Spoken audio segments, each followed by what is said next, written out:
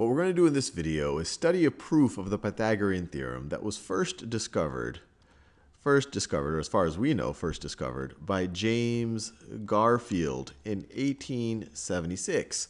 And what's exciting about this is he was not a professional mathematician. You might know James Garfield as the 20th president of the United States. He was elected president.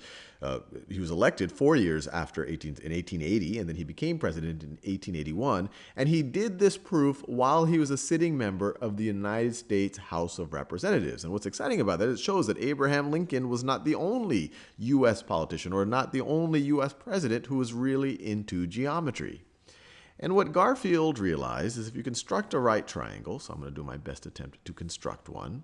So let me construct one right here. So let's say that this side right over here is length B. Let's say this side is length A. And let's say that this side, the hypotenuse of my right triangle, has length C. So I've just constructed a right triangle, and let me make it clear. It is a right triangle. He essentially flipped and rotated this right triangle to construct another one that is congruent to the first one. So let me construct that. So we're going to have length B, and it's collinear with length A. It's along the same line, I should say. They don't overlap with each other. So this is side of length B, and then you have a side of length, let me draw it, this should be a little bit taller, side of length B. Then you have your side of length A at a right angle. Your side of length A comes in at a right angle. And then you have your side of length C. You have your side of length C. So the first thing we need to think about is what's the angle between these two sides? What's this mystery angle? What's that mystery angle going to be? Well, it looks like something, but let's see if we can prove to ourselves it really is what we think it looks like. If we look at this original triangle and we call this angle theta, what's this angle over here? The angle that's between sides A of length A and length C. What's the measure of this angle going to be? Well, theta plus this angle have to add up to 90 because you add those two together, they add up to 90, and then you have another 90. It's going to get 180 degrees for the interior angles of this triangle. So if these two have to add up to 90, this angle is going to be 90 minus theta. Well, if this triangle up here is congruent, and we've constructed it so it is congruent, the corresponding angle to this one is this angle right over here. So this is also going to be theta, and this right over here is going to be 90 minus theta. So given that this is theta, this is 90 minus theta, what is our angle going to be? Well, they all collectively kind of go 180 degrees. So you have theta plus 90 minus theta, plus our mystery angle is going to be equal to 180 degrees.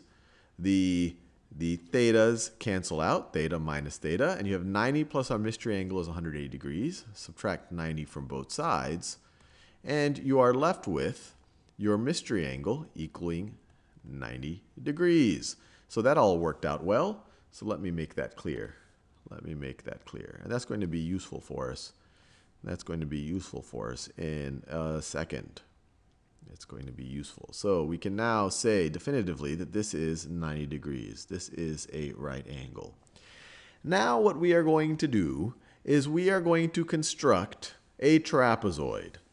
This side A is parallel to side B down here, the way it's been constructed. This is just one side right over here. This goes straight up. And now let's just connect these two sides right over there. Connect these two sides right over there. So there's a couple of ways to think about the area of this trapezoid. One is we could just think of it as a trapezoid and come up with its area. And then we could think about it as the sum of the areas of its components. So let's just think of it as a trapezoid. So what do we know about the area of a trapezoid? Well, the area of a trapezoid is going to be the height of the trapezoid, which is A plus B.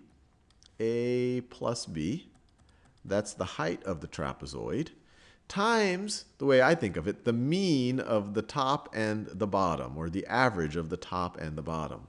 So so this times 1/2 times A plus B.